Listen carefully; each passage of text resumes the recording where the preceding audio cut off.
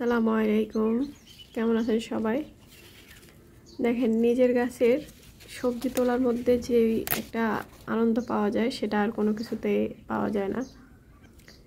আমার কাছে 3টা বেগুন গাছে 3টা বেগুনই বড় হয়েছে, আরগুলা ছোট ছোট। আলহামদুলিল্লাহ, বেগুনগুলা তুললাম, আজকে রান্না করব। তাই তো কি যে খুশি লাগতেছে আজকে, মানে নিজের রোপণ করা কোনো কিছুতে যদি ফল ধরে সেটা তুলতে খুব ভালো লাগে।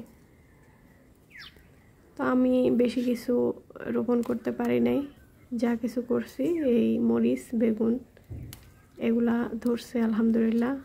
মরিচের আগেও কতগুলা খাইছি তুলে। এই যে দেখেন কত বিশাল বিশাল মরিচগুলা অনেক সুন্দর, এবং এগুলা তো অনেক ঝালও আছে।